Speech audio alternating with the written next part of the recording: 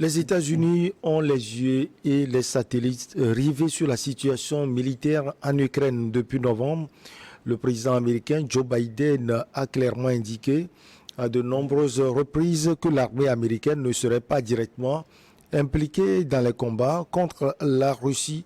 Mais pour autant, Washington ne reste pas inactif. Dans un communiqué publié le 26 février dernier, le département de la Défense a confirmé l'extension de l'effort d'assistance aux forces ukrainiennes. Une enveloppe de 350 millions de dollars a été ajoutée afin de livrer notamment des armes de petit calibre et des munitions afin que des protections civiles soient faites.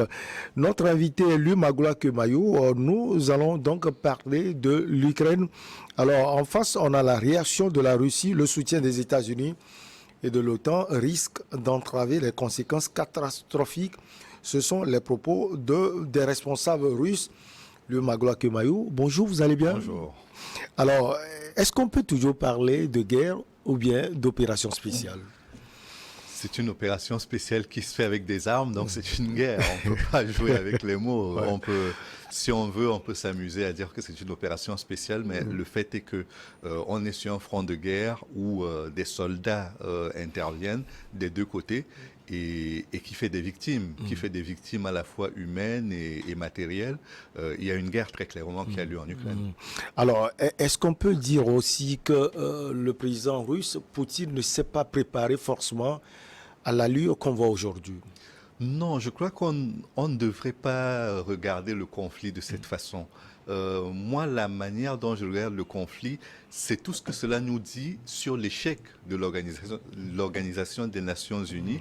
L'Organisation des Nations Unies a été créée à la fin de la Deuxième Guerre mondiale pour éviter qu'il y ait une Troisième Guerre mondiale, pour éviter de façon générale que les problèmes entre les États soient réglés par les armes. Or, nous en arrivons là à une situation où l'ONU est presque inaudible sur le dossier de la guerre en Ukraine et ce sont les belligérants eux-mêmes qui se trouvent des partenaires pour poursuivre la guerre et voir même dans quelle mesure ils pourraient l'arrêter. La Russie et la Biélorussie saluent l'initiative chinoise pour obtenir la paix en Ukraine. Pendant ce temps, l'OTAN, avec les États-Unis en tête, la France, la Grande-Bretagne et l'Allemagne, continue de soutenir l'Ukraine en estimant que l'Ukraine est dans son bon droit lorsqu'elle défend son territoire. Mais ces pays font partie du Conseil de sécurité. Ils sont des membres permanents du Conseil de sécurité des Nations Unies, qu'il s'agisse de la Russie ou de la France, voire les États-Unis ou l'Angleterre. Donc, logiquement, ils devraient trouver une solution en discutant dans cette arène-là, enfin dans ce cercle de discussion qu'est les Nations Unies. Mais malheureusement, ce n'est pas le cas. Les Nations Unies sont mises de côté et ce sont des initiatives privées qui prennent le pas sur les Nations Unies et c'est déplorable. Alors l'initiative chinoise est à saluer, sauf que on sent véritablement que les Chinois sont plus portés vers la Russie et la Biélorussie. Les États-Unis, l'Europe n'étaient pas forcément consultés. C'est peut-être le point de vue des États-Unis, parce que n'oublions pas qu'au-delà de la guerre contre la Russie, il y a une guerre également contre la suprématie économique de la Chine qui est en cours, et que la question de Taïwan va se poser à un moment ou à un autre, et qu'il faudra trouver une solution également. Donc la Chine intervient à la fois pour éteindre le feu chez les Russes, mais elle intervient surtout pour montrer que le centre de gravité du monde a évolué. Il n'y a plus que l'Occident, il n'y a plus une seule façon de voir l'actualité du monde. Il y a également tout le reste du monde et la Chine est très peuplée, tout comme l'Inde, tout comme le Pakistan, tout comme beaucoup d'autres pays qui ne se reconnaissent pas dans les prises de position que défendent aujourd'hui les pays occidentaux, les États-Unis en tête. Alors, avant de voir comment la Russie voit ce soutien des États-Unis et de l'OTAN, alors est-ce que vous pensez que l'initiative chinoise peut porter? J'espère que ça portera. Les Turcs ont essayé une première fois. Ils ont obtenu quand même gain de cause sur un point. C'était sur la livraison du blé. Espérons que les Chinois, avec leur puissance économique et le fait qu'ils sont membres permanents du Conseil de sécurité des Nations Unies. Espérons qu'ils arriveront à faire entendre raison à tous les belligérants et qu'on arrivera finalement à réhabiliter les Nations Unies. Mais ce qui, encore une fois, est déplorable, c'est qu'on marche sur les Nations Unies qui auraient dû être le principal pacificateur entre les États pour prolonger ou alors arrêter le conflit. Alors, vous, comment vous pouvez expliquer ce soutien des États-Unis à l'Ukraine? Les États-Unis estiment peut-être que la Russie est devenue une menace pour ses voisins qui étaient anciennement dans le pacte de Varsovie ou alors qui appartenaient au camp du pacte de Varsovie et qu'à ce titre-là, elle doit d'abord démontrer à la Russie qu'en Ukraine, elle ne peut pas gagner, ensuite que dans les pays voisins, elle les trouvera sur son chemin. Je crois que c'est la première chose que les États-Unis essayent de démontrer, mais en termes de rapport de force, je crois que ça donne l'impression que ce monde est devenu une jungle et qu'il n'y a aucun instrument de paix qui permette de régler les problèmes entre les États et les hommes d'État. Donc pour moi, ce que les États-Unis font correspond peut-être à la philosophie de la diplomatie américaine, mais ça ne correspond en rien à ce que l'on attend aujourd'hui dans le monde qui est le nôtre, où il y a des offices pour régler ce type de problème sans être forcément amené à tirer des coups de feu. Ce qu'on attend aussi un peu, selon certains analystes, c'est de voir la Russie marcher en 3 jours sur l'Ukraine sans qu'elle ne puisse se défendre. Non, mais il ne vous a pas échappé que l'Ukraine n'est pas la seule à se défendre. C'est-à-dire qu'au-delà de la livraison d'armes, il y a beaucoup de soldats volontaires.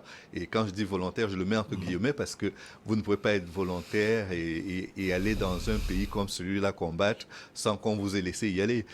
On a déjà vu avec les extrémistes musulmans qui vont dans les camps d'entraînement, on les piste et on essaie de savoir comment ils sont allés là-bas. Et à leur retour, ils sont sanctionnés. Mais jusqu'à preuve du contraire, aucun des soldats volontaires qui est parti d'un pays occidental, membre de l'OTAN, n'a été sanctionné à son retour. Donc c'est véritablement une guerre dans laquelle la Russie fait face non seulement à l'Ukraine, mais à l'ensemble des pays de l'OTAN qui sont coalisés autour de l'Ukraine pour la défendre. Alors l'ONU, malheureusement, Lumagwake Mayo, ne parle pas, ne bronche pas. Comment on peut résoudre cette crise? J'espère que l'ONU finira par parler, parce que la seule fois que le secrétaire général de l'ONU s'est exprimé sur ce sujet en allant en Ukraine, par exemple, il y a eu quelques bombardements autour de Kiev qui ont dû peut-être le dissuader sur l'idée qu'il pouvait aller jouer un rôle important dans cette crise. Mais je crois aussi que le fait que les Nations Unies aient leur siège aux États-Unis ne donne pas complètement la liberté d'action au secrétaire général des Nations Unies, qui doit être élu grâce à des voix sur lesquelles les États-Unis ont également un droit presque de veto, en disant que si elles ne vous soutiennent pas, vous risquez de ne pas être élu. On l'a vu avec Boutros-Ghali qui n'avait pas pu être réélu à un certain moment, alors qu'il estimait avoir joué son rôle.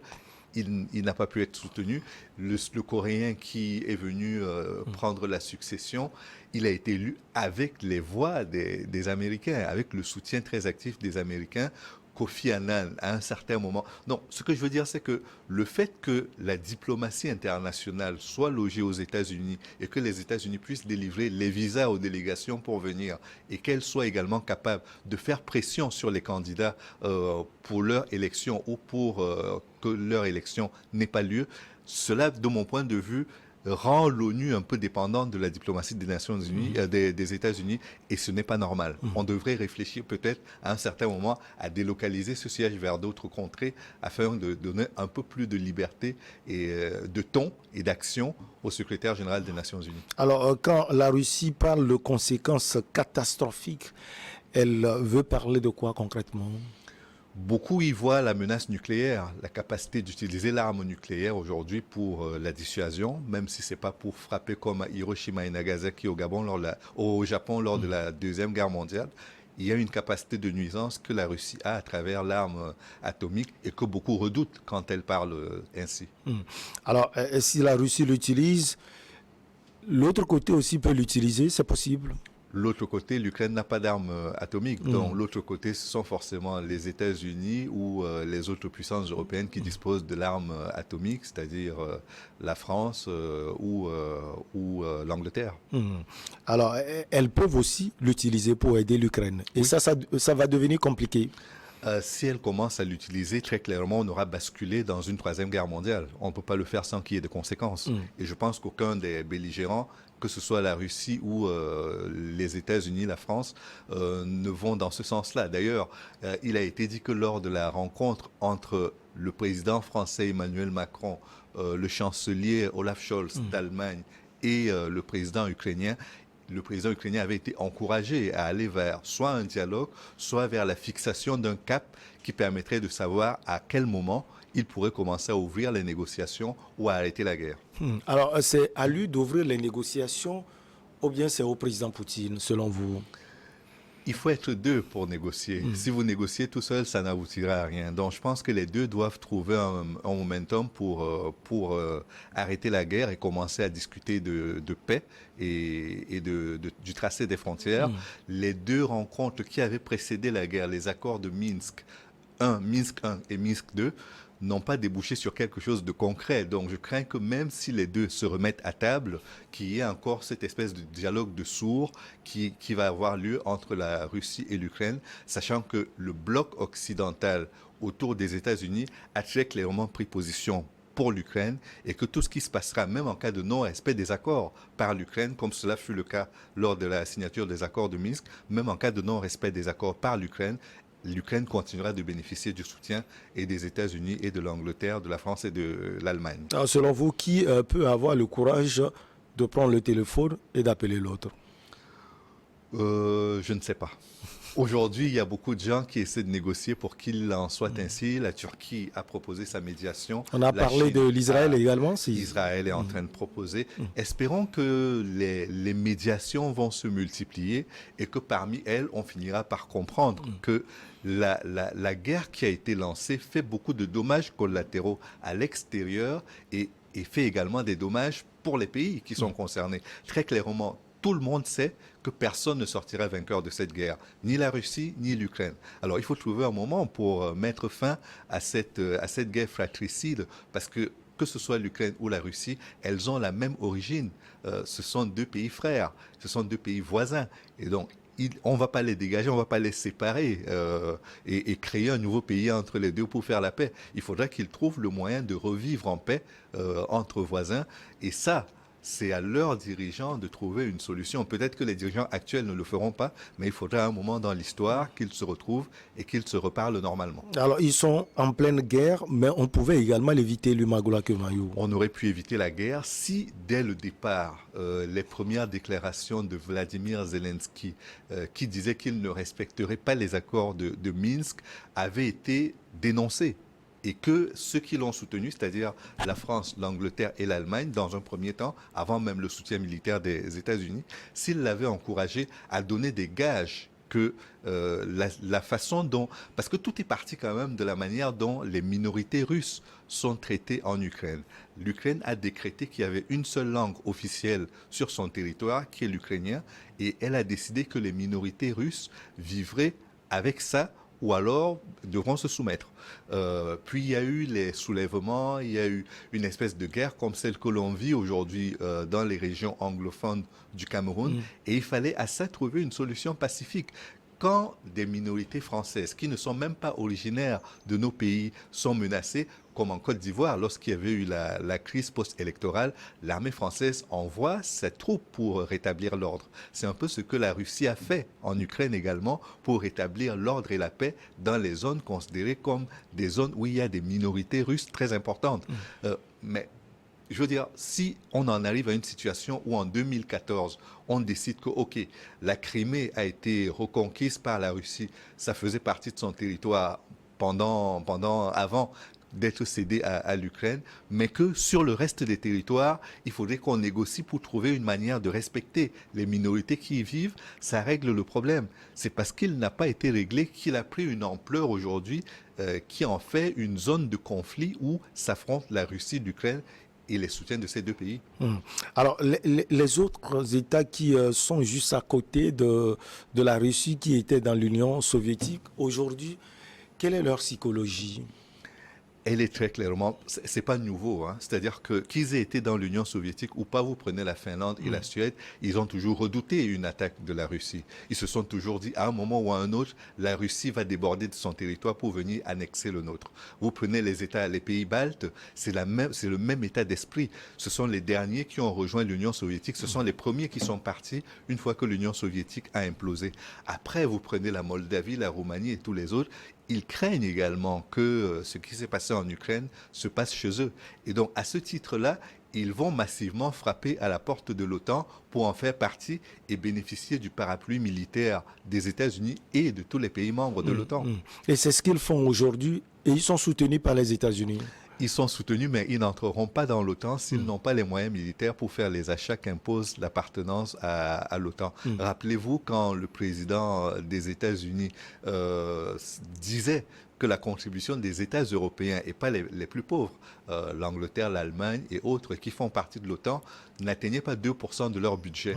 Et donc, ils se plaignaient de cela et demandaient que l'assiette soit relevée. Vous imaginez bien que dans des pays aussi pauvres que ceux qui sont voisins de la Russie et qui appartenaient à l'Union soviétique, ils n'ont pas les moyens de payer, de mettre à disposition ce budget-là, de payer les cotisations. Et donc, je ne pense pas que c'est pour demain qu'ils rejoindront l'OTAN. Par principe, on leur dira, oui, vous avez vocation à entrer dans l'OTAN, mais pour le moment, ce n'est pas pour aujourd'hui. On va entamer les négociations, mais ce sera dans un futur lointain. Alors, le Magloire Kemayou, le montant total de l'aide sécuritaire approuvée par Washington pour l'Ukraine, bien sûr, s'élève à ce jour à plus d'1 milliard de dollars. En un an, le Magloire Kemayou, il faut mettre, quand on met une telle somme, cela veut dire qu'on a des objectifs clairs. L'objectif pour moi est de briser les reins de la Russie, parce qu'aujourd'hui nous sommes très clairement rentrés dans le cycle d'une nouvelle guerre qui était froide mais qui s'est énormément réchauffée. C'est une guerre chaude qui a lieu puisqu'il y a des tirs et que les aides qui sont fournies à l'Ukraine lui sont fournies pour faire mal à la Russie et pour la terrasser sur le plan militaire. Donc pour moi, aujourd'hui, on est rentré très clairement dans un cadre, dans un cercle vicieux qui sera celui d'un soutien de plus en plus appuyé à l'Ukraine et aux pays voisins de l'Ukraine pour mettre en difficulté la Russie en espérant que la Russie s'épuise de cette façon comme elle le fut lors de la guerre en Afghanistan et qu'après elle s'effondre. C'est le calcul qui est fait par les Américains. Est-ce qu'il sera gagnant comme le fut celui de Ronald Reagan et qui a permis de renverser, de faire imploser l'Union soviétique? Je n'en suis pas certain, mais le calcul est probablement celui-là.